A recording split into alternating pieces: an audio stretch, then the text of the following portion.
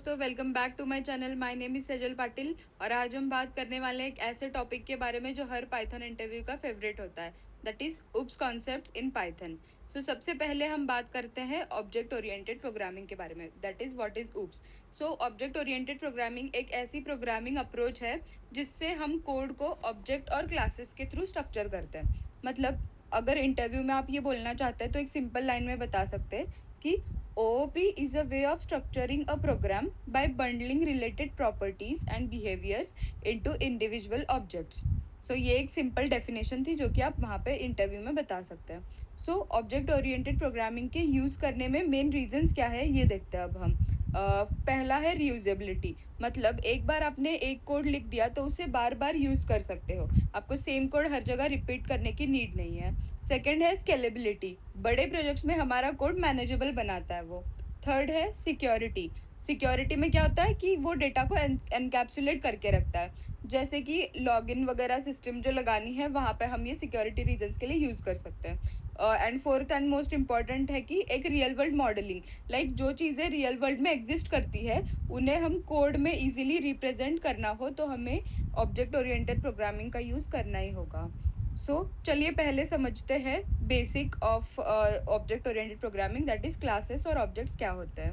Example लो, आप एक car बना रहे हो, आपके पास उसकी डिज़ाइनिंग है, कार के कुछ प्रॉपर्टीज़ भी है जैसे कि कलर है, ब्रांड है और कुछ एक्शंस है जैसे कि स्टार्ट या स्टॉप करना। क्लास क्या है? Class is a blueprint and object is real world entity. मतलब जैसे कि हमने एग्जांपल देखा, कार की designing is a blueprint, that is a class, and object are properties like brand and colour. आप अभी थोड़ा रिलेट कर पा रहे होंगे, अभी हम एग्जांपल के साथ भी देखेंगे। पाइथन में OOP कैसे इम्प्लीमेंट करना है और वो तो अभी हम देखेंगे ही। चलिए स्टार्ट करते हैं क्लास के बारे में। तो अभी आप स्क्रीन पे देख सकते हैं, एक मैंने सिंपल एग्जांपल दिया है क्लास और ऑब्जेक्ट्स को अच्छे से समझाने के लिए। तो चलिए स्टार्ट करते हैं कोड को समझने के लिए। यहाँ पे मैंने एक क्लास बनाया है, उस क्लास को मैंने कार नाम दिया है। और क्लास का क्या काम होता है, जैसे कि वो एक ब्लूप्रिंट है और एक ब्लूप्रिंट देना जिसके जैसे कि हम उसके कार के प्रॉपर्टीज़ और एक्शंस को डिफाइन कर सकें। और यहाँ पे क्लास के अंदर मैंने एक डेफ इनिट करके फंक्शन डिफाइन किया हुआ है। तो ये इनिट क्या है? ये एक बेसिकली कंस्ट्रक्टर है, कंस्ट्रक्टर फंक्शन है। जैसे कि जब भी हम एक ऑब्जेक्ट बनाएंगे ये फंक्शन ऑटोमेटिकली कॉल होगा। और ब्रांड और कलर ये तो हमारे इनपुट में है जो कि हमारा इनपुट स्टोर करेंगे। और यहाँ पे आप देख सकते हैं सेल्फ डॉट ब्रांड, ये क्या है बेसिकली कि सेल्फ का मतलब क्या है, यहाँ पे एक करंट ऑब्जेक्ट है और हम इनपुट वैल्यूज़ को इस ऑब्जेक्ट के अंदर स्टोर करेंगे। डेफ स्टार्ट एक और मैंने यहाँ पे एक फंक्शन डिफाइन किया है जो कि एक नॉर्मल मेथड है जो कि कार को स्टार्ट करने का काम करेगा। जैसे कि ये जब फंक्शन कॉल होगा यहाँ पे एक प्रिंट स्टेटमेंट लाइक प्रिंट होगी। जब हम इस स्टार्ट फंक्शन को कॉल करेंगे तो ये प्रिंट स्टेटमेंट प्रिंट होगा। तो चलिए इसे रन करके देखते हैं, हम एक ऑब्जेक्ट बनाकर इसका। ये आप स्क्रीन पे देख सकते हैं, अब हमने एक ऑब्जेक्ट क्रिएट किया है जो कि माई कार है और ये माई कार जो एक कार क्लास का इंस्टेंस है। अब हम यहाँ पे ये इंस्टेंस कॉल कर रहे हैं और अब हम ये अगर कोड रन करते हैं तो वहाँ पे ये स्टेटमेंट प्रिंट होनी चाहिए, दैट इज़ यहाँ पे जैसे कि Honda city car starting. Like अभी हमने इस स्टार्ट फंक्शन को यहाँ पे कॉल किया गया है। तो ये था क्लास और ऑब्जेक्ट्स के बारे में एक सिंपल कि कैसे क्रिएट करना है सिंपल ऑब्जेक्ट और क्लास कैसे डिफाइन करना है। तो चलिए अब बात करते हैं OOP के 4 मेन पिलर्स के बारे में। ये इंटरव्यू में मोस्टली पूछा जाता है। मे बी आपको इंटरव्यू में इसके टाइप्स पूछा जाए, इसके बस डेफिनेशंस पूछे जाए, या तो एक किसी भी पिलर के बारे में पूरा एक्सप्लेनेशन पूछा जाए, कुछ भी पूछ सकते हैं। आप इसके लिए पूरी तरीके से प्रिपेयर रहे। तो आज हम सिर्फ डेफिनेशन बताकर नहीं रुकेंगे, हम इसके बारे में एक रियल लाइफ एग्जांपल और कोड के थ्रू भी समझेंगे। 4 मेन पिलर्स क्या है, दैट इज़ एक है एनकैप्सुलेशन, एब्स्ट्रैक्शन, इनहेरिटेंस और पॉलीमॉर्फिज्म। हर एक को अभी हम समझते हैं एक रियल लाइफ एग्जांपल के साथ विद पाइथन कोडिंग। फर्स्ट है, पहले समझते हैं हम इनहेरिटेंस क्या होता है। इनहेरिटेंस का सिंपल मतलब है कि कोड रीयूज़ करने के लिए ये यूज़ होता है। That is here we can take example as parent और चाइल्ड का रिलेशन। इनहेरिटेंस में हम एक क्लास के फीचर्स मतलब क्या, मेथड्स और उसके वेरिएबल्स जो होते हैं उसको दूसरे क्लास में रीयूज़ कर सकते हैं सिंपली।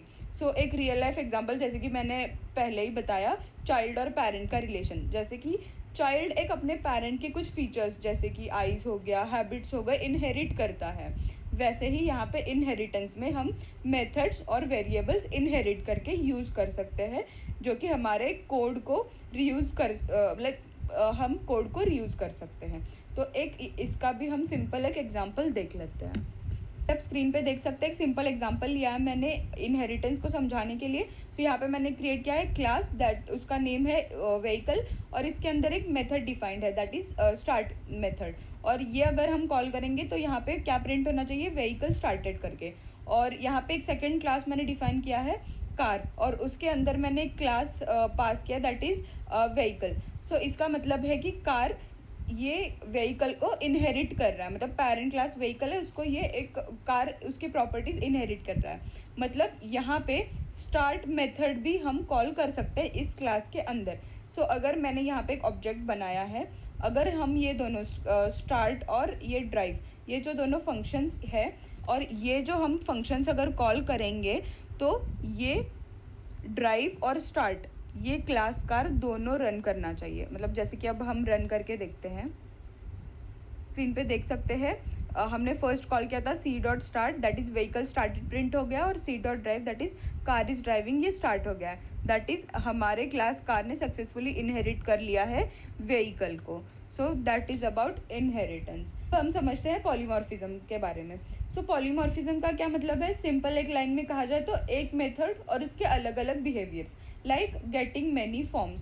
सो अगर हम इसे डिफाइन करना चाहे या डेफिनेशन में अगर समझा दूँ आपको सिंपल में, तो पॉलीमॉर्फिज्म का मतलब होता है सेम मेथड नेम बट उसका different behaviour, and depending upon object उसका डिफरेंट बिहेवियर बन जाता है। जैसे कि अगर हम रियल लाइफ एक एग्जांपल लेना चाहे तो एक पर्सन घर पे एक फादर है, ऑफिस में एक एम्प्लॉय है, जैसे इसका रोल चेंज हो गया सिचुएशन के हिसाब से, वैसे ही यहाँ पे पॉलीमॉर्फिज्म का भी यही मतलब है। अब इसको हम समझते हैं एक सिंपल एग्जांपल के साथ। तो जैसे कि आप देख सकते हैं मैंने स्क्रीन पे एक सिंपल एग्जांपल दिया है पॉलीमॉर्फिज्म समझाने के लिए।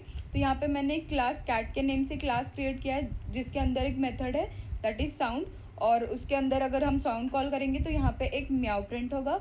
और हमने सेकंड क्लास लिया है दैट इज़ उस क्लास का नेम है डॉग, और यहाँ पे भी सेम फंक्शन नेम लिया है दैट इज़ साउंड, बट यहाँ पे प्रिंट होगा बार्क, जैसे कि इसके साउंड्स है। अगर एक मैंने फंक्शन बनाया general function that is make sound करके, और यहाँ पे मैं एक पास कर रही हूँ मेथड, और अगर मैं यहाँ पे ये फंक्शन साउंड नेम से कॉल करती हूँ तो हमें इसके अलग अलग चीज़ें कॉल होनी चाहिए, क्योंकि अकॉर्डिंग टू क्लासेस अलग अलग चीज़ें यहाँ पे प्रिंट होनी चाहिए। तो अगर हम ये चीज़ रन करके देखें तो जैसे कि आप पहला आउटपुट देख सकते हैं कि म्याऊ आया, that is class C that is cat की साउंड है, और next is bark that is dog का साउंड है।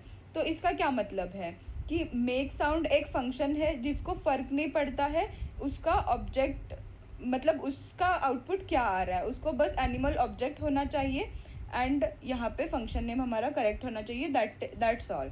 उसे फ़र्क नहीं पड़ता कि उस किस क्लास से आ रहा है या किस चीज़ से आ रहा है, उसे बस अपना मेथड प्रिंट कराना है। और इसका मेथड दोनों का सेम है, लेकिन बिहेवियर इन दोनों ऑब्जेक्ट्स का जैसे कि आप देख सकते हैं प्रिंट स्टेटमेंट के अकॉर्डिंग अलग है। सो मॉर्फिज्म यही कहता है कि एक interface but in the multiple form. तो दैट इज़ अबाउट पॉलीमॉर्फिज्म।